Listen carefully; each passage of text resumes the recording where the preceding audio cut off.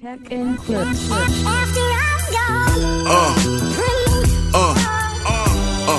Yeah.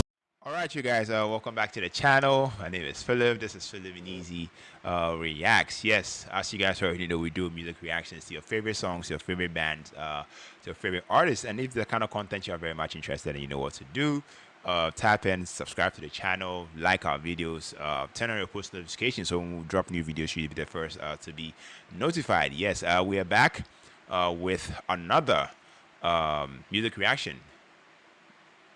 No, I lied. Okay, as per the title, this a brief history of the band Queen. Yes, we did same content last week. A brief history of the Beatles. That video was so insightful. I had a couple of subscribers actually asking me to do if I could on Queen. So yeah, it so happens this channel, is definitely one of my favorite channel now.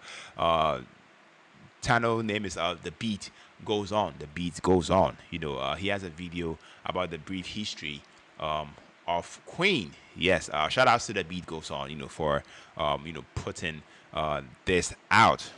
Definitely love your content. So yeah. I mean, we've been reacting to Queen, this while. I pretty much know, one or two things about this band. The music.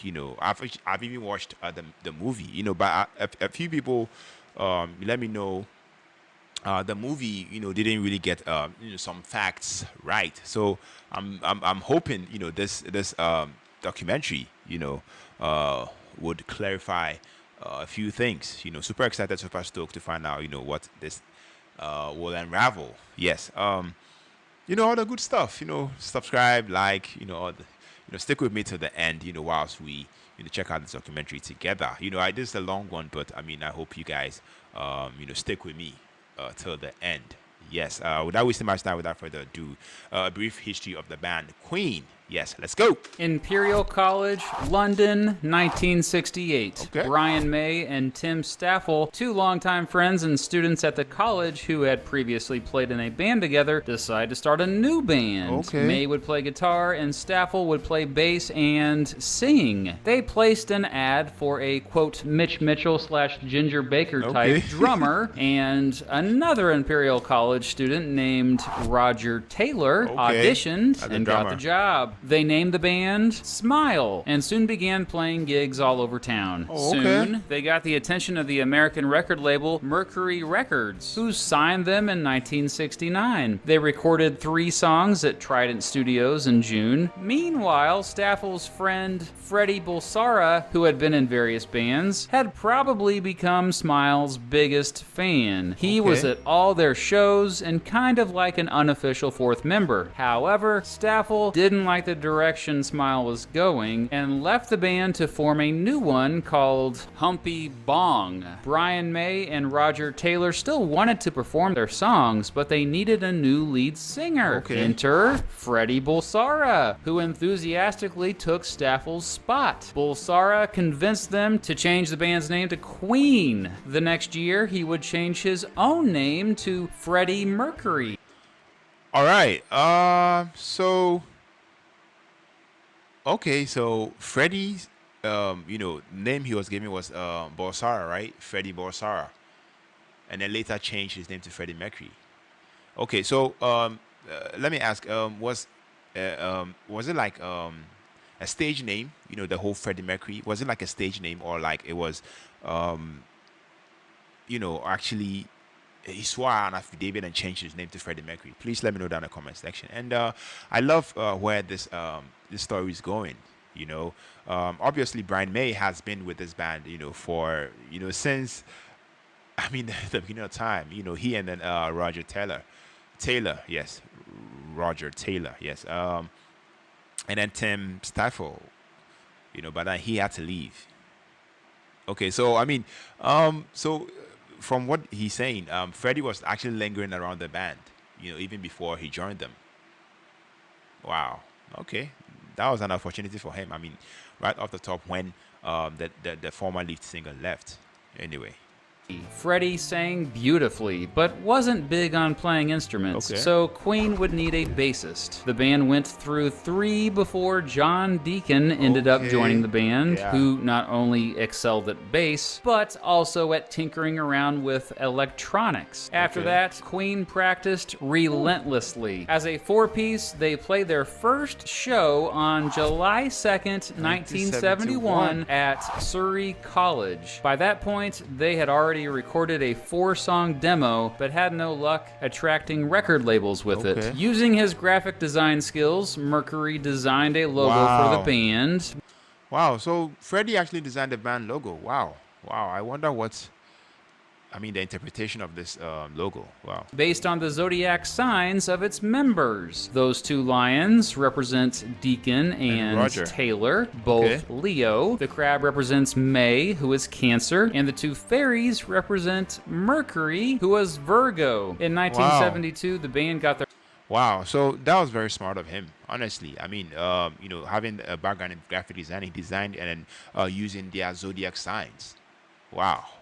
Their first break thanks to producers John Anthony and Roy Thomas Baker. They got them a management deal under Neptune Productions to try to help them get a record label. One of the biggest perks was access to Trident Studios, one of the best recording studios in the world at the time. The band got lots of quality time learning how to produce magnificent recordings in those studios and recorded quite a few songs with Anthony and Baker. The next year, Neptune Productions got them a contract with both Trident and EMI Records. On July 13th, 1973, EMI released Queen's self-titled debut studio album. Elektra Records released it in the United States. It was a mix of heavy metal and progressive rock, and the few critics who reviewed it generally loved it. However, the lead single, Keep Yourself Alive, didn't do well, and the album failed to get much mainstream success. In November, Queen went on their first major tour to support the band's Mott the Hoople. After that tour, the band went right back to Trident Studios to finish recording songs for their second studio album. EMI and Elektra both released those songs as the album Queen 2 on March 8th, 1974. The album ultimately also didn't do that well, but the cover of the album first featured this iconic picture of the band, taken by Mick Rock.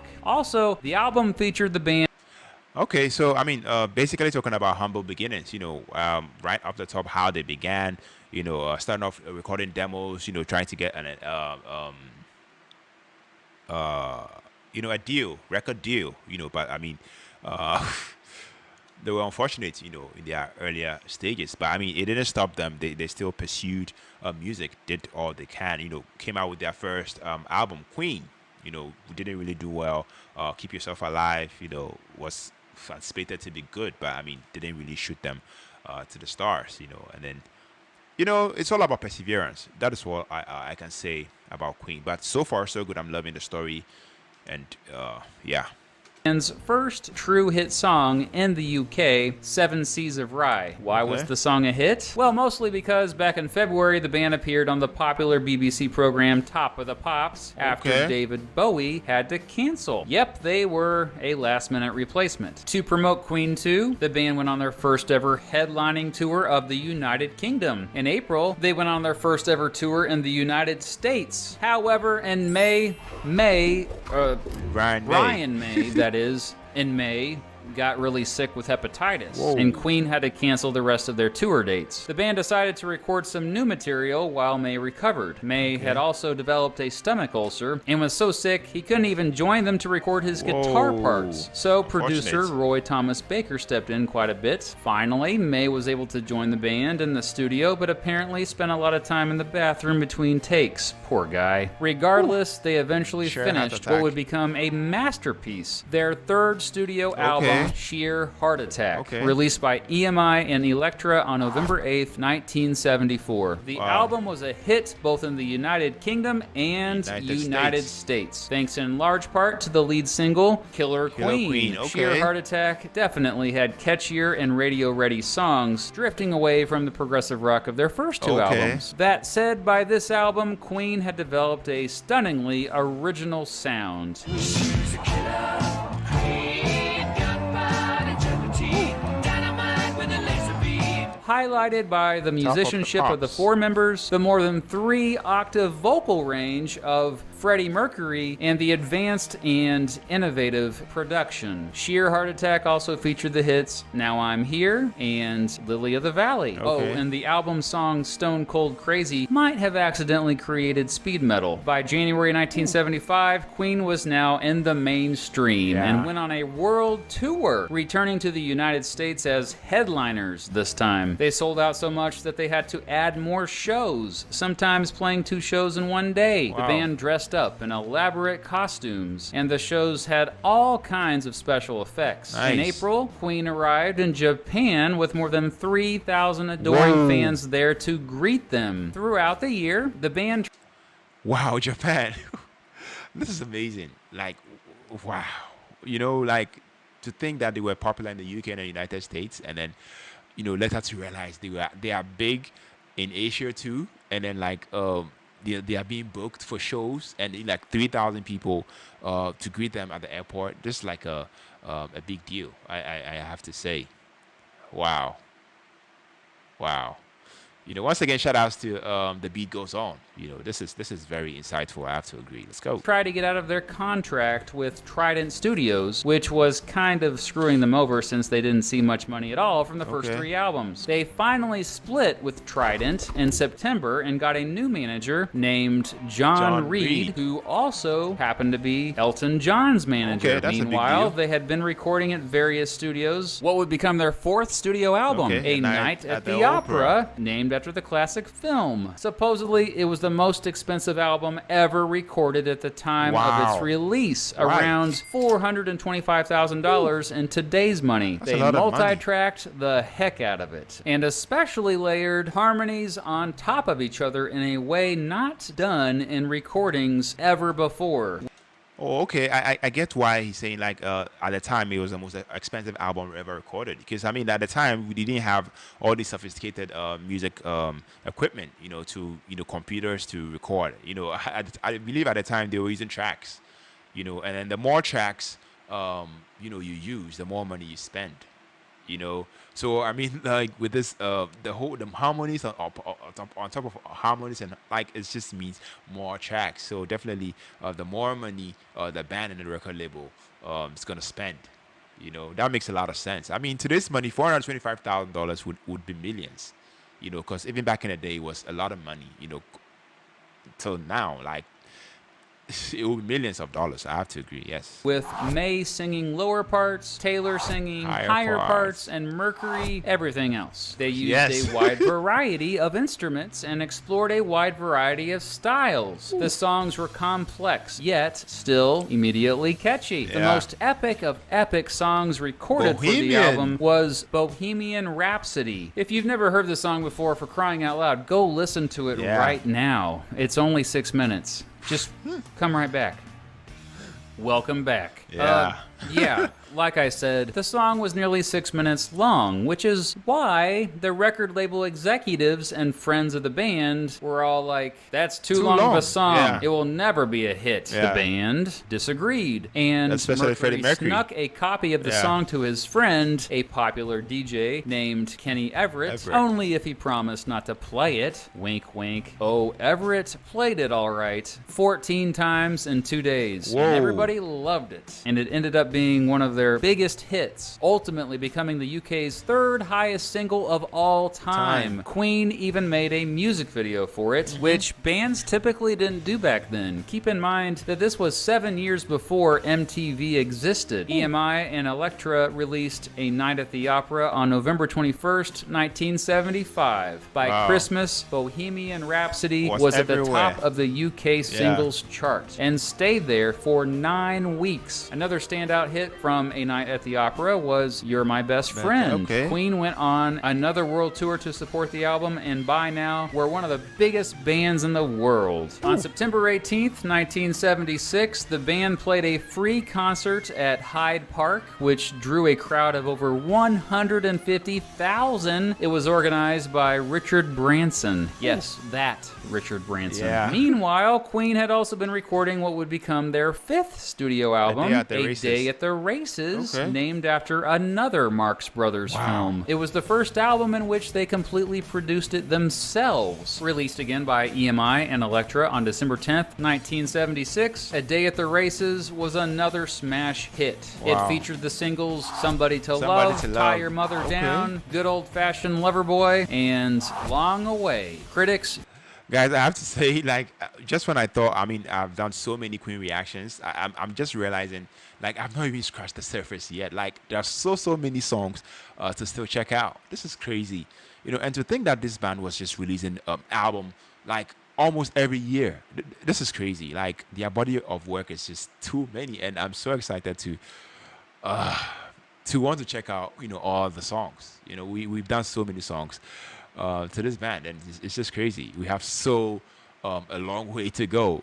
Man. Generally praised it, and today it's on many greatest albums of all time lists. Queen toured to support the album for the first half of 1977. This was the tour in which the crowd began to often just take over singing all of their songs, and was the inspiration for two new songs which would make their next album. Those two songs, We Will Rock You and We Are the Champions. Today, the two songs, which of course are usually played back to back since they were released together and radio DJs just start playing them that way, are known for being two of the most famous songs of all time. They are especially known as sports anthems. EMI and Elektra released the band's sixth studio album, News of the World, on October 28th, 1977. Other than We Are the Champions and We Will Rock You, the album featured the singles Spread Your Wings and It's Late. This album saw the band abandoning their symphonic rock sound a bit and returning more to their hard rock roots. Yeah, 1977 was an interesting year in music. That's the year when punk rock exploded around the world, and many music fans were turning against progressive rock bands like Queen, who was a seemingly easy target since they had such popular appeal. This might be why critics at the time were generally not as excited about News of the World. However, today many argue it's one of the best Queen albums. The band once again went on a worldwide tour to support the album. By this tour, their shows were more spectacular than ever before, with amazing special effects and crazy costume changes.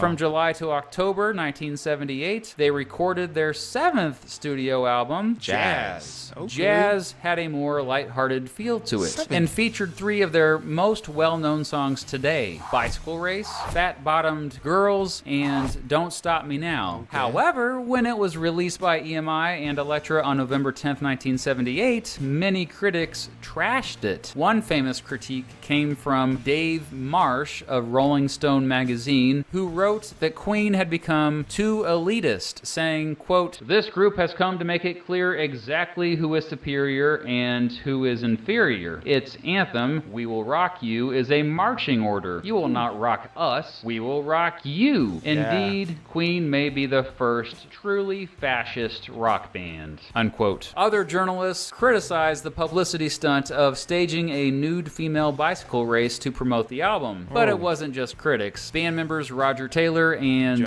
John Deacon both expressed they didn't like how Jazz turned out. That didn't matter. They were probably at the height of their popularity, selling out shows as they continued to tour around the world. On June 22nd, 1979, EMI and Elektra released Queen's first live album, Live Killers, recorded from the European portion of their Jazz World Tour. On October 5th, they released a single for the song Crazy Little Thing Called Love. Freddie Mercury made the song as a tribute to Elvis Presley and completed... This is definitely...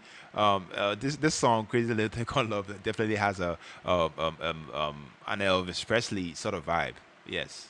I'm not surprised, honestly. Did it in less than 10 minutes. It's basically a rockabilly song and sounded nothing like anything Queen had created before. Strangely, the song ended up being the band's first #1 single on the Billboard Hot 100 in the United States. Meanwhile, the band was continuing to experiment in the studio. They began using synthesizers. Hey, just in time for the 80s. All this experimentation led to their most diverse album to date. So wait. So before the 80s, before keyboards, before synthesizers, are they trying to say like they were recording every album live?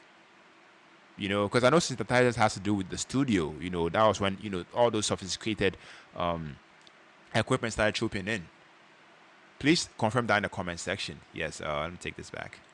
Synthesizers. Hey, just in time for the 80s. All this experimentation led to their most diverse album to date. Okay. Their 8th studio album, The Game, Wow. released by EMI and Elektra on June 30th, 1980. In addition to Crazy Little Thing Called Love, the album featured the singles Save Me, Play the Game, and Another One Bites the Dust, which features one of the best bass lines in music history. The Game was both a critical and commercial success. In fact, it went on to become their best-selling studio album in the United States.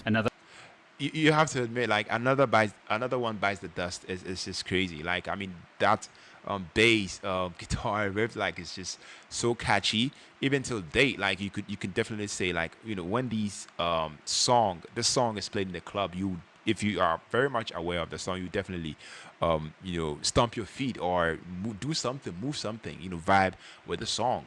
Honestly, I have to admit that album, I really have to check more songs on that album. Yes. Bass lines in music history. The Game was both a critical and commercial success. In fact, it went on to become their best-selling studio album in the United States. Another One Bites the Dust eventually became the band's biggest-selling single, and it even became a crossover hit, getting as high as number 2 on both the Hot Soul Singles chart and the Disco Top 100 chart. Disco? Yes. Yeah, Disco. In September 1980, Queen performed 3 sold-out shows at Madison Square Garden in New York City. Meanwhile, the band had recorded their first soundtrack for the space opera film Flash Gordon. Featuring the single Flash, EMI released the Flash Gordon soundtrack on December 8th, 1980, and Elektra released it in the States the following February. It was their 9th studio album. In 1981, Queen...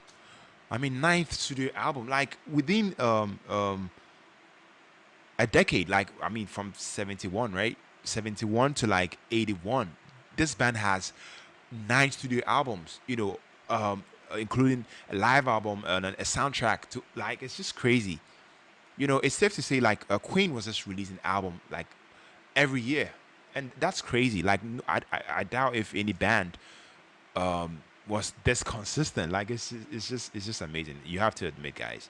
Flash Gordon, featuring the single Flash. EMI released the Flash Gordon soundtrack on December 8th, 1980, and Elektra released it in the States the following February. It was their 9th studio album. In 1981, Queen toured South America for the first time. In fact, they became the first big rock band to play in Latin American stadiums. They played to 131,000 and 120,000 on 2 consecutive nights in Sao Paulo. They played to a crowd of more than 300,000 in Buenos Aires. On April 6, 1981, EMI and Elektra released Roger Taylor's debut solo album, Fun in Space. While Queen toured throughout most of 1981, they did return to the studio in the fall, specifically Mountain Studios in the small town of Montreux, Switzerland, one of their favorite studios over the years. Well, guess who showed up one day? David freaking Bowie. In October, a Queen jam session featuring Bowie led to the creation of Under Pressure, which today is considered one of both Queen's best songs ever and David Bowie's best songs ever. They quickly recorded and released it on October 26, 1981. It immediately was a worldwide hit. That same day, EMI and Elektra released Queen's first compilation album, Greatest Hits, which featured their greatest hits up to that point. Now, this is not your typical greatest hits album. It eventually became the best-selling album, not just greatest hits album, but album, period, in the UK.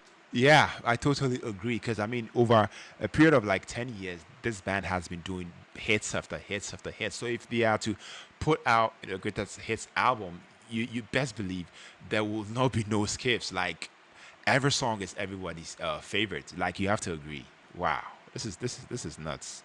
Honestly. Eventually became the best-selling album, not just greatest hits album, but album, period, in the UK. Queen's greatest hits album has basically been on and off the charts my entire life. Yeah. It has spent over 900 weeks on the UK albums chart, which is a record, by the way, and 400 weeks on the Billboard 200 chart. Go ahead and check your parents' or grandparents' record collection. Yeah. It's there, isn't it? In 1982, Queen decided to stick with synthesizers and disco, recording their 10th studio album, Hot Space, released by EMI and Elektra on May 21st. Hot Space marked a big shift in direction from the band's earlier music, not only embracing disco, but also going all in with funk, R&B, and even dance. For what it's worth, we're gonna do a few songs in the funk black category, whatever you call it.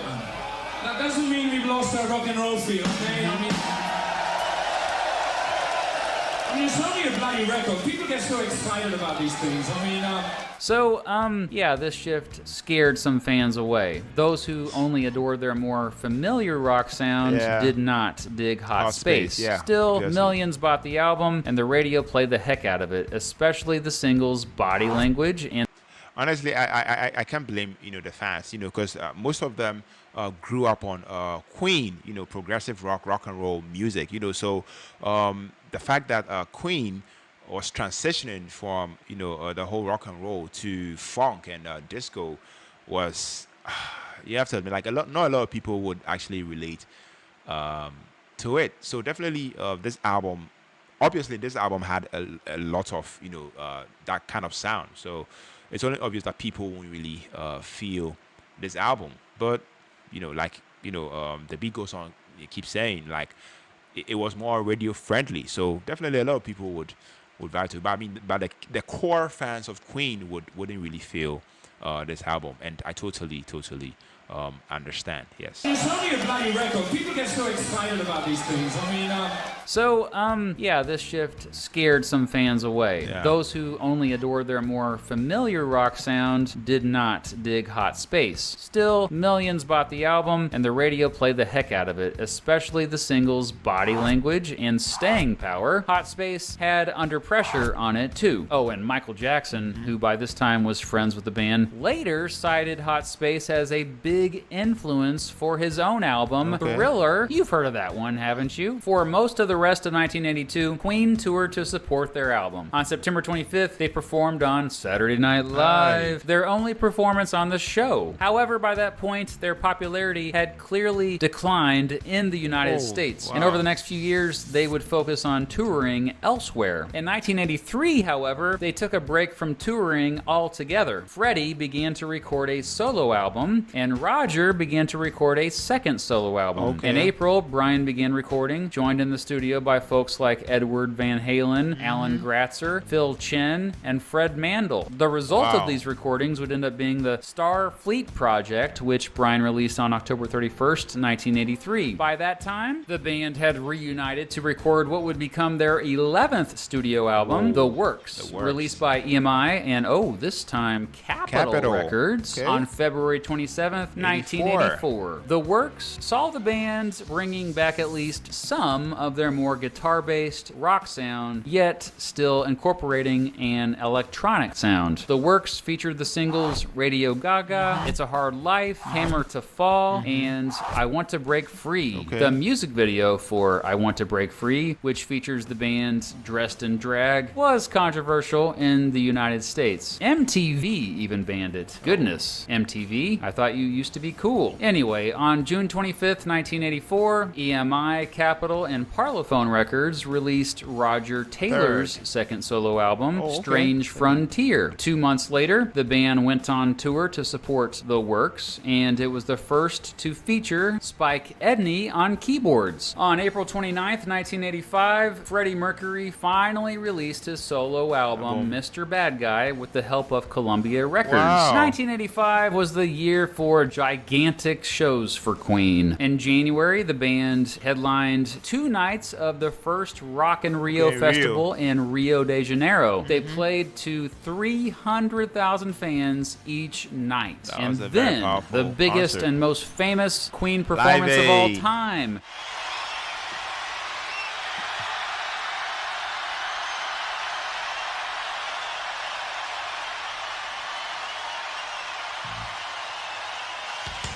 On July 13th, 1985, the band performed to one of the biggest television audiences in history. An estimated 1.9 billion people, 72,000 of them in person, saw Queen give a mesmerizing performance of their greatest hits at Live Aid, a huge benefit concert to raise money for those affected by the Ethiopian famine. Queen was the highlight of Live Aid. Freddie's call and response, "Ayo" segment later was called, quote, the note heard round the world. Today, it's regarded as one of the greatest rock performances of all time. The Live Aid performance re-energized the band, and they headed back to the studio in September. Over the next few months, they would record what would become their 12th studio album, A Kind of Magic. Meanwhile, Don Deacon started a band called The Immortals that recorded one song and then broke up. I guess they weren't immortal after all. EMI and Capitol released A Kind of Magic on June 2nd, 1986. Much of the album is part of the soundtrack to the film Highlander. Singles on A Kind of Magic included the title track and One Vision. The album was a commercial hit, but received mixed reviews from critics. The tour to support the album, which was another huge success, would sadly be Freddie Mercury's final tour with the band. In April 1987, Mercury found out he had HIV, a horrible virus that attacks the immune system and leads to AIDS. At the time, having AIDS meant you usually didn't have very long to live, since doctors were still trying to figure out how to treat it. After Freddie told his bandmates about it, the band agreed to no longer tour. The general public would not know about Freddie's AIDS diagnosis until right before he died. For the rest of the year, the band pursued various solo projects. Freddie recorded with the opera singer Montserrat Caballé. Roger Taylor started a band called The Cross. In January 1988, Queen returned to the studio and spent the next year recording what would become their 13th studio album.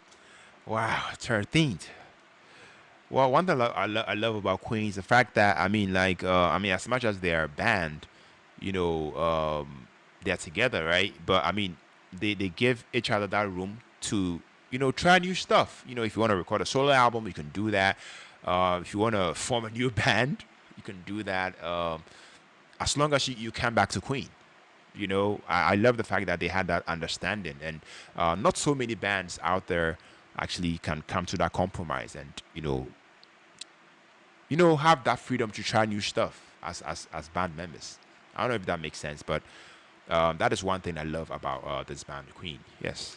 The Miracle, coming out on May 22nd, 1989. It featured the singles I Want It All, Breakthrough, and Scandal. It was the first album released in the United Kingdom by Parlophone Records, and Capitol released it again in the United States. Critics were again mixed about The Miracle, but it was another commercial success. By 1990, the public seemed to know something was up with the band. The band had made fewer and fewer public appearances. When they did appear, Freddie seemed to be weak and sickly. However, Freddie insisted it was just because he was, quote, exhausted. In November 1990, Queen ended their contract with Capitol and signed a huge North American recording deal with Hollywood Records. Hollywood caught the band up to modern times and got their entire catalog on CD. Meanwhile, Queen had been recording new stuff all year long. This would be their last time recording with Freddie, whose health had been deteriorating. And yet, one song they recorded during this time was one of their masterpieces that most people don't know about. The epic Innuendo, which I would argue rivals almost anything they ever recorded. This would be the title track for their 14th studio album, released by Parlophone and Hollywood Records on February 4th, 1991. In addition to the title track, Innuendo featured the singles Headlong, These Are the Days of Our Lives, and The Show Must Go On. Oh, and don't forget I'm Going Slightly Mad with Freddie and His Bananas. Critics mostly praised Innuendo and fans adored it. It was the band's most successful album in the United States since The Works. The music video for These Are the Days of Our Lives would be the last time Freddie appeared on camera. On October 28th, EMI, Parlophone, and Hollywood Records released Greatest Hits 2, which also ended up being one of the most successful Greatest Hits albums of all time. On November 23rd, 1991, Freddie Mercury confirmed to the world that he had AIDS. Within 24 hours of releasing that statement, he had died from bronchial pneumonia, brought on as a complication of AIDS. While the world mourned.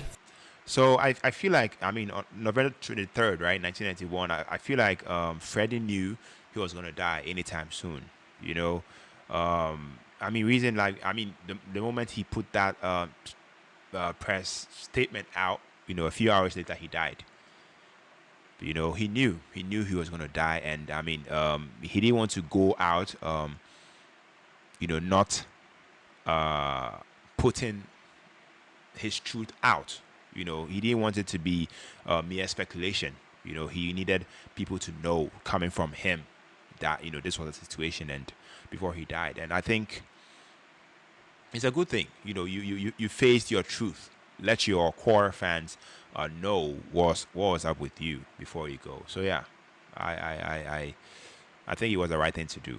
Freddie's death, Queen's popularity seemed to rise again. Yes. The band had 10 albums on the UK Top 100 chart. On April 20th, 1992, the remaining members played the Freddie Mercury tribute concert for AIDS awareness, a benefit for the Mercury Phoenix Trust, which raised money for AIDS research. Yeah. Various rock singers sang Freddie's parts, and the show was broadcast around the world to an audience of around 1.2 billion. I think we'll go with a little Bohemian Rhapsody, gentlemen. Good call. That same year, Bohemian Rhapsody went to the top of the charts in North America after the song was featured prominently in the film Wayne's World. Meanwhile, Brian, Roger, and John had come across vocal and piano parts Freddie had recorded before his death. Wow. They added their own instrumentation and ended up turning that into an album. That would be Made in Heaven, Queen's 15th and final studio album, released by Parlophone and Hollywood Records on November 6th, 1995. It included the singles Heaven for Everyone, A Winter's Tale, and Too Much Love Will Kill You. The album kinda did feel like heaven. It was so happy and carefree. Critics generally praised it, and it proved that up until the day he died, even if his body was deteriorating, his voice and songwriting skills remained incredibly strong. In the following years, there were many, many compilation albums, the occasional reunion, lots of side projects and collaborations, and even a few solo albums from Brian May and Roger Taylor. In 2001, Queen was inducted into the Rock and Roll Hall of Fame. In 2004, the band was inducted into the UK Music Hall of Fame. Later that year, Brian and Roger announced that Queen would reunite for a world tour the next year, with Paul Rodgers, who founded the band's Free and Bad Company, as the singer. Freddie had loved Paul as a singer, by the way. John Deacon would not be involved with the project, as he had retired from music by this time. But Spike Edney would. Heck yeah, Spike. Queen plus Paul Rodgers would be a thing over the next 4.5 years, even recording an album together, The Cosmos Rocks, released on September 15th, 2008. Paul and Brian and Roger split ways in 2009. That year, Brian and Roger began working with the popular show American Idol and developed a liking for singer Adam Lambert. The three hit it off, and Queen plus Adam Lambert have been a thing ever since. They've played hundreds of shows around the world, and when they couldn't play in 2020 due to the COVID-19 pandemic, they recorded a song called You Are the Champions, and it was a minor hit. Today, Queen is just as relevant as ever before. They remain one of the biggest and influential rock bands of all time. Some estimate that the band has sold around 200 million records, which is just insane. Their musicianship is mostly unrivaled. They further helped progressive rock, hard rock, and heavy metal enter the mainstream, and over the years developed a completely distinct sound all their own. They constantly pushed the envelope, yet still constantly had broad appeal. There will never be another Queen, and Queen will never die. Long live the Queen. So what's your favorite Queen song or album? Which band should I cover for this series next? Let me know in the comments below. One more note, I should also mention the 2018 release of the film Bohemian Rhapsody, which captured much of the band's magic. It was actually a film more about Freddie Mercury, and yeah, if you've seen it, you know, there are parts that are historically inaccurate. Regardless, I recommend it purely for the way it captures the spirit of how they came up with and made music. Thanks for watching. Imperial College. Okay. So guys, that was a brief history of Queen. Yes, brought to you by this channel. The beat goes on. I'll leave link of the channel and of this video in the description down below. Make sure you go subscribe to the channel. Yes. I have to say this was very insightful. Like I said, personally, I've had bits and pieces of how Queen came up, based off of their shows, even the movie Bohemian Rhapsody, and which you guys, let me know. Some of the footages were inaccurate, but I mean, I feel like it still puts a few of what really happened out there, for us, who were not there when all these things happened to actually relate to. Yes, I feel like this one was very insightful too. The band Queen, definitely, to me, I feel like they had a full run. I feel like they had a very successful career. I mean, over 15 albums. 15 albums. That's like every musician's dream, to be able to be consistent over the years, within the period of 1970 or in the late 60s, early 70s, right down to 91, with Freddie Mercury. It's just crazy. It's just amazing. Freddie, even in his last days, was putting out music. His voice was so powerful, and it's just sad, the way he went out. But like I said, he had a successful career. The whole band had a successful career. Brian doing his thing, John Deacon, retired. I don't know about Roger, but I mean, like, they've really left a big musical legacy, for generations to come. I mean, they came out even way before I was born, but I'm still enjoying the music till date, reacting to it on this channel. So yeah, I'm so glad, I'm so super excited that I was able to check out this brief history of the band Queen. So yeah, let me know your thoughts, your perspective. You let me know down in the comment section if you think this was accurate enough, if it wasn't accurate enough. Let me know down in the comment section which part you feel like was a little bit inaccurate, and share all your thoughts and perspective, ideas down in the comment section. And don't forget to keep those Queen music suggestions, song suggestions coming in. We are all pumped up to doing more Queen on the channel. So yeah, join the family, all the good stuff. Turn on your post notifications, like and subscribe above all. Join the family once again. And until the next music reaction, until the next music reaction from the band Queen. Stay safe, take care, thanks for watching, and then peace out.